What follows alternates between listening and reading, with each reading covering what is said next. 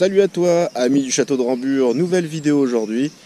Mais petit message avant pour te dire que si tu aimes nos vidéos, si tu les apprécies, n'hésite pas à les partager, à en parler autour de toi, à aller visionner les autres vidéos de la page surtout. Abonne-toi, appuie sur la petite cloche comme le disent beaucoup, et like, surtout un petit pouce bleu, ça fait toujours du bien. Et je te dis une chose là maintenant, bonne vidéo.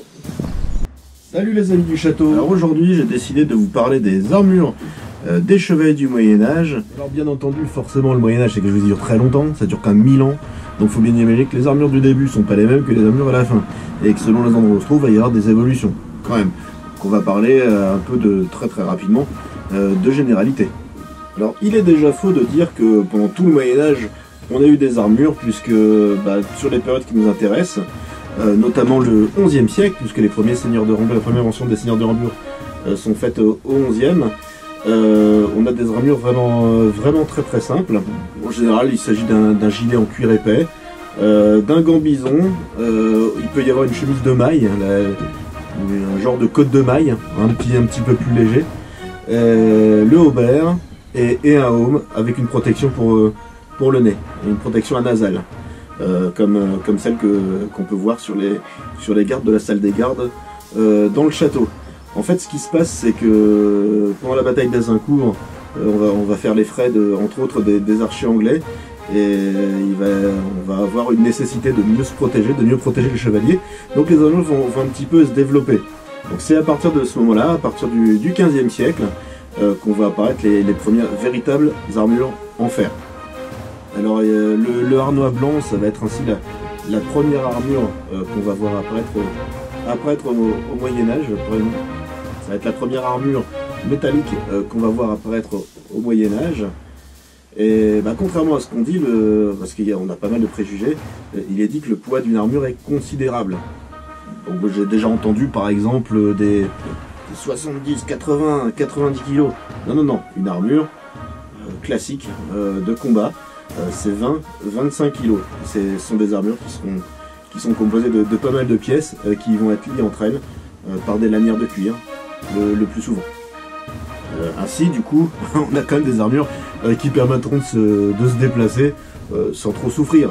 Après, faut pas exagérer non plus, faut pas imaginer des cascadeurs incroyables.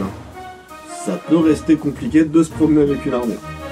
Alors, au 15e, donc les différentes parties d'une armure, c'est le casque, on dit en général un aume, le gorgerin, alors le gorgerin c'est pour le cou, la cuirasse pour le torse et le dos, donc il y a une partie avant, une partie arrière, la spalière pour les épaules, la rondelle, ça va sur la spalière, la cubitière pour les coudes, la tassette pour l'aine, la breconnière et les flancards pour le bassin, le canon d'avant-bras, le gantelet, en fait qui est un gant tout en métal, la jambière pour les jambes, le cuisseau pour les cuisses, parce que en général on a une partie basse pour les jambes et une partie haute. C'est un peu comme pour les bras et les mains, on a une partie haute et une partie basse. On a une genouillère pour les genoux qui vient se mettre par-dessus tout ça, la grève pour le tibia, et il n'y a pas que les joueurs de foot qui se protègent les tibias, et le soleret pour les pieds. Ouais, toutes les parties de l'armure sont là. Alors, c'est bien d'en parler, mais si vous voulez voir déjà à quoi ressemble une armure, vous pouvez venir nous voir au château de Rambure. Et là, mieux encore, on va tester quelques morceaux d'armure médiévale. On n'a pas l'armure totale, mais on en a déjà une plutôt pas mal. Allez, on rejoint Colline. Salut, c'est Colline. Aujourd'hui, on a enfin trouvé un cobaye pour tester notre armure. Elle est là.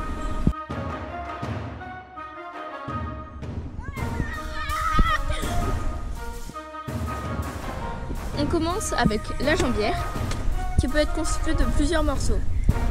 Celle-ci, elle est composée d'un seul.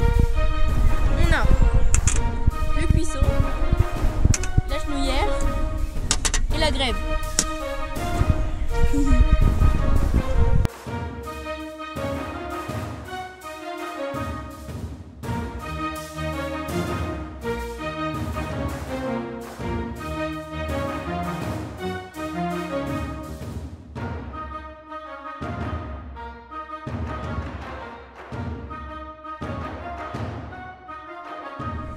Ouais.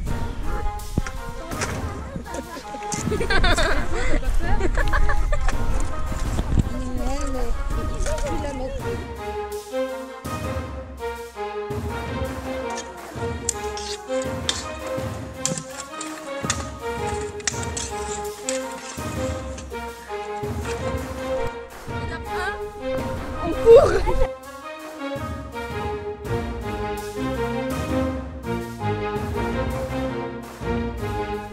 Alors là, on va tirer dessus avec un arc et des flèches. Je suis Blanche-Neige. Voilà. C'est bon. Et tu fais comme ça. Donc on va voir si ça fait quelque chose ou pas.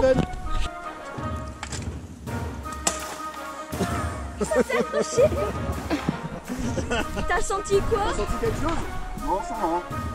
Ça fait plus de bruit, ça résonne.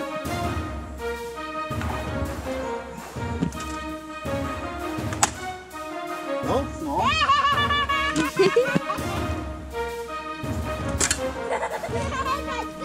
Très bien, on teste suivant. Test suivant. Conclusion, il n'a rien senti, c'est concluant. Test suivant. Là, on va tester un coup un peu plus fort. Allez, bouge pas. Hein? Bouge pas. Ça va faire trop mal. Ça. Non, Ça va dingue. pas. Ouais. Non, non, ça va trop mal. Arrête.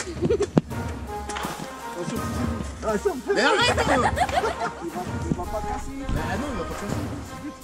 Vas-y, mollo, ouais. Ah non, j'ai dit mollo, doucement. Doucement. Ça va? Tu viens plus tard? Ah, stop, c'est bon, arrête. Oh, t'as pas. Ça va? Attends, j'ai une c'est pas fait. C'est bon? Hein? Doucement. Aïe.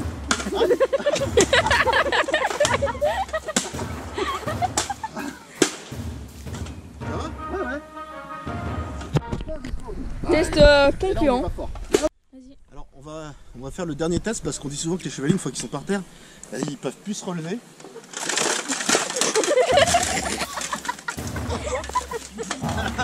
Lève-toi. Lève-toi. Oh putain.